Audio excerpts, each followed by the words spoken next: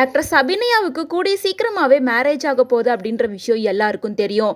ஏன்னா கொஞ்ச நாளைக்கு முன்னாடி தான் தன்னோட ரொம்ப நாள் ஃப்ரெண்டை லவ் பண்ணி மேரேஜ் பண்ணிக்க போகிறா அப்படின்ற விஷயத்த அனௌன்ஸ் பண்ணியிருந்தாங்க. மேலும் கடந்த மார்ச் மாதம் அவங்களோட என்கேஜ்மெண்ட்டும் நடந்து முடிஞ்சிருந்தது. இந்த நிலையில் ஆக்ட்ரஸ் அபிநயா யாரை கல்யாணம் பண்ணிக்க போகிறாங்க, அவங்கள கல்யாணம் பண்ணிக்க போகிற மாப்பிள்ளை என்ன பண்ணிட்டு இருக்காங்க, வெட்டிங் எப்போ நடக்க போகுது அப்படின்ற எல்லா அப்டேட்ஸுமே கொஞ்ச நேரத்துக்கு முன்னாடி தான் ஷேர் பண்ணியிருக்காங்க. ஆக்ட்ரஸ் அபிநயா தமிழ் சினிமாவில் நாடோடிகள் படத்தின் மூலியமாக தான் அறிமுகமாயிருந்தாங்க. அந்த படத்தை தொடர்ந்து குற்றம் 23, ஈசன், மார்க் ஆண்டனி உள்ளிட்ட பல தமிழ் படங்களில் நடித்து பாப்புலர் ஆயிருந்தாங்க.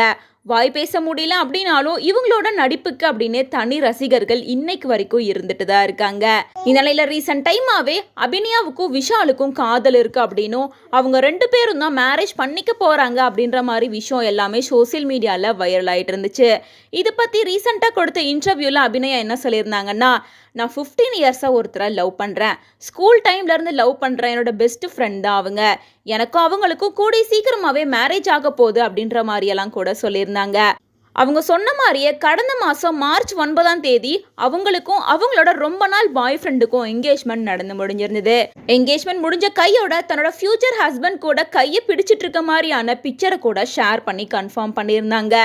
இந்த நிலையில் ரொம்ப நாளுக்கு அப்புறமா அவங்க யாரை மேரேஜ் பண்ணிக்க போகிறாங்க அப்படின்னு சொல்லிட்டு ஃபியூச்சர் ஹஸ்பண்ட் கூட எடுத்துக்கிட்ட பிக்சரையும் ரிவீல் பண்ணி சில விஷயங்களை அபிநயா சொல்லியிருக்காங்க.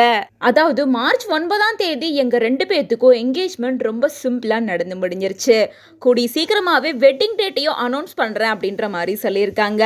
மேலும் இந்த மந்த் எண்டுக்குள்ளாரையே அபிநயாவுக்கு வெட்டிங் நடந்துடும் அப்படின்ற மாதிரி பலருமே அபிநயாவுக்கு வாழ்த்துக்களை சொல்லிட்டு இருக்காங்க.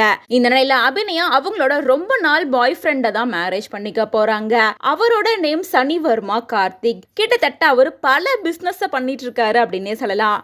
ஹைதராபாத்லேயே மிகப்பெரிய தொழிலதிபராகவும் இருக்காரு. சொந்தமா ஸ்கூல், காலேஜ், இறால் ஏற்றுமதி பிசினஸ், பார், ஹோட்டல் பிசினஸ், கன்ஸ்ட்ரக்ஷன் உள்ளிட்ட பல தொழில்களை கைவசமா வச்சிருக்காங்க. மேலும் ஆக்ட்ரஸ் அபிநயாவுக்கு 33 வயசு ஆகிற நிலையில ஏப்ரல் மாத இறுதிக்குள்ளார இவங்க 2 பேத்துக்கும் மேரேஜ் ஆயிரும் அப்படின்ற மாதிரி அப்டேட்ஸ் கிடைச்சிருக்கு. மேலும் இப்போ மூக்குத்தி அம்மன் பார்ட் 2லையுமே அபிநயா ஒரு கேரக்டருக்காக கமிட் ஆயிருக்காங்க. ஸோ இதுல இருந்தே மேரேஜ்க்கு அப்புறமாவும் அபிநயா தொடர்ந்து மூவிஸ்ல நடிப்பாங்க அப்படின்றது கன்ஃபார்ம் ஆயிருக்கு.